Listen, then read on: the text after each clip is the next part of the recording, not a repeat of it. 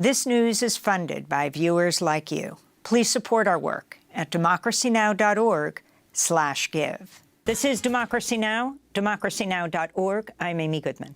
Graduation ceremonies have begun on college campuses across the United States as students continue their protests in solidarity with Palestine and calling on their schools to divest from Israel. On Friday, the student speaker at University of Toledo's graduate school commencement ceremony wore a keffiyeh hijab and a Palestinian flag over her graduation robe. This is part of the address by Maha Zaidan, a Palestinian-American graduating law student, president of the Graduate Student Association. I apologize that this is not a typical graduation speech, but there is nothing typical about the times that we are living in. There is nothing typical about 15,000 children live-streamed deaths being watched. And there is nothing acceptable about our institutional complicity, silence, or the gross misuse of police force nationwide. Maha Zaidan. Meanwhile, at the University of Michigan, students holding Palestinian flags briefly disrupted graduation ceremonies Saturday as a plane flew overhead holding a banner that read, "Divest from Israel now, free Palestine." Also on Saturday at University of Virginia in Charlottesville, where in 2017, neo-Nazis chanted, "Jews will not replace us," police and riot gear stormed a Gaza solidarity encampment and arrested at least 25 student protesters.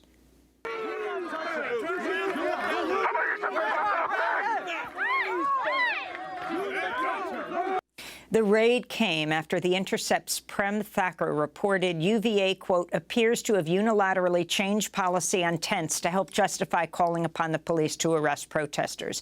Police have now arrested more than 2,500 students at pro-Palestine protests across the U.S. in the past 3 weeks, which includes 133 arrests on Thursday at SUNY New Paltz alone, where police violently raided a student encampment with batons and dogs.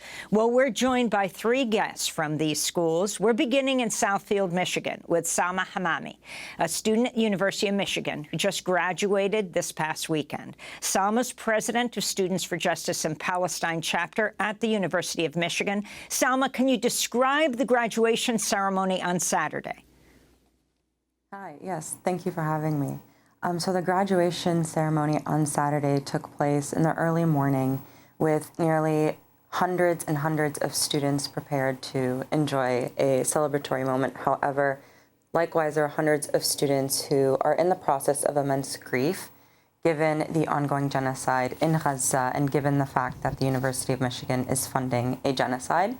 So students took it upon themselves to engage in protest at the ceremony with nearly 100 students walking up and down the aisle, trying to rally for the university to heed our demands, considering that they have entirely ignored us for the last 7 months. As soon as the plane flew over with the banner, "Divest from Israel now, free Palestine," students jumped out of their seats carrying the Palestinian flag, walked throughout the aisles, and eventually the police pushed us towards the back and prevented further protesters from being able to join us in the graduation. And the response of the overall crowd, I mean, there were tens of thousands of people there at University of Michigan graduation, Salma. Yeah, there were certainly tens of thousands of people there. The stadium is one of the largest in the world. And as soon as the plane flew by with the banner calling for the university to divest, cheers erupted through the crowd as students stood up and held their Palestinian flags.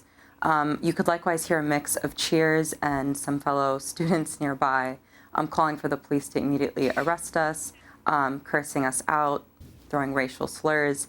However, students continued on and held the Palestinian flag very high up and joined very quickly with one another and only got louder as both the cheers and boos continued. Very quickly, Salma, I'm curious. At the same time, you have a Gaza solidarity encampment on campus. Police have not been called in to raid that? Yes. Surprisingly, police officers have not been called in to raid our encampment yet. We have faced quite a bit in regards to police brutality throughout the last 7 months. And as of right now, our best guess is due to the fact that every single time police suppression continues on the rise, students' power only grows in response. And so considering that the university would probably be very fearful of what would happen on campus if they were to engage in police violence again, witnessing what has happened in the past, students would only exemplify and amplify their solidarity.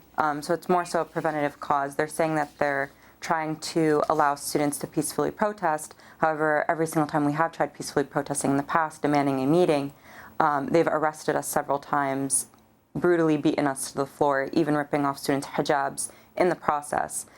So as of right now, the university, I think, is trying to wait it out and to wait for the students' energy to die down. However, it's only going to continue to grow. Salma's joining us from Michigan. We're going now to Cady, Cruz, an undergraduate student at University of Virginia in Charlottesville, arrested Saturday for participating in the pro-Palestine encampment, a senior scheduled to graduate in 2 weeks. Now, let's place this again. This is Charlottesville, where in 2017, scores of white men, mainly men, marched, saying Jews will not replace us. This is during the Trump administration.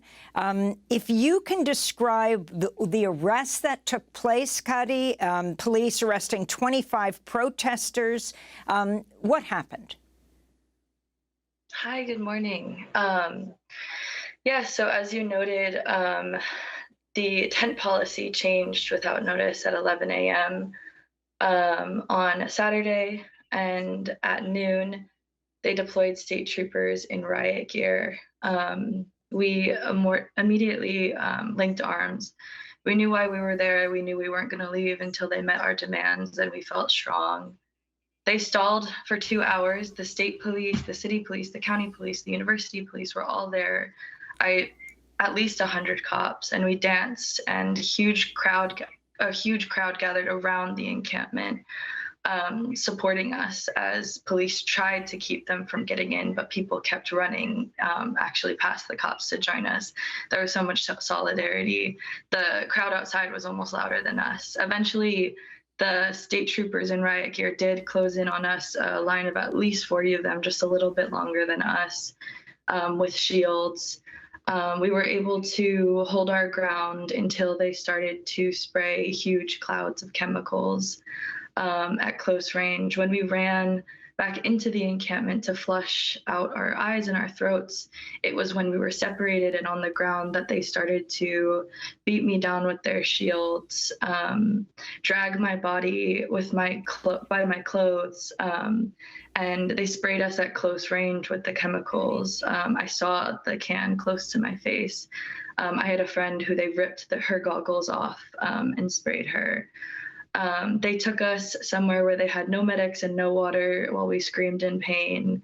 They detained 26 of us for almost 9 hours with the chemicals still burning on our skins. I'm now banned from campus.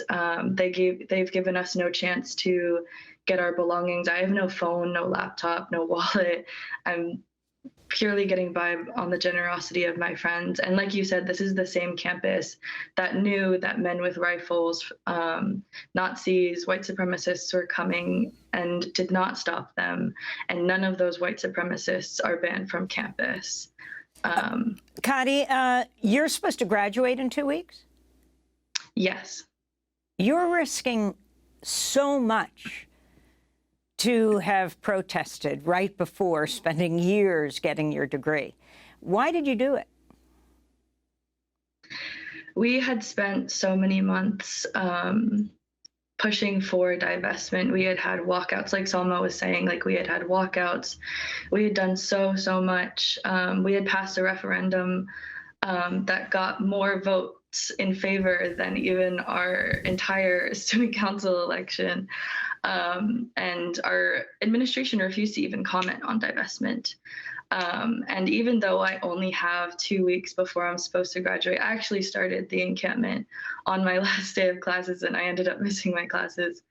But even with 2 weeks left, all of us there felt like we have more time on our hands left on our on our timeline than the people in Gaza as we're watching them bomb Rafah. We had a vigil the night before they raided our encampment. And we felt so much strength in our escalation. We knew why we were there. We linked arms. We felt strong. We danced in front of that riot gear. We would hold it down for anything. Well, I want to thank you so much for joining us, Cady. And I want to now go to New York, to Ray Ferrara, who is with SUNY New Paltz at State University of New York at New Paltz at the Gaza Solidarity Encampment. Ray Ferrara, can you describe, I mean, you had a large number of students arrested, over 130?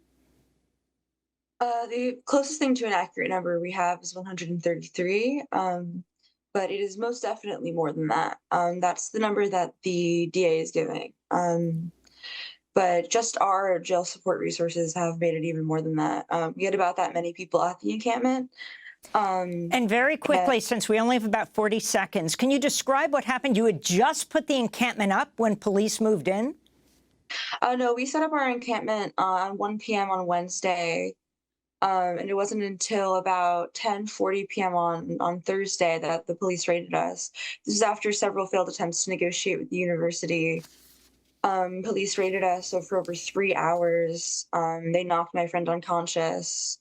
He now has a concussion. They knocked an 82-year-old woman unconscious. All of my friends have bruises. They have red marks on their hands from the zip ties. And then afterwards, they bulldoze all of our things. Democracy Now! Is funded by viewers like you. Please give today at democracynow.org/give.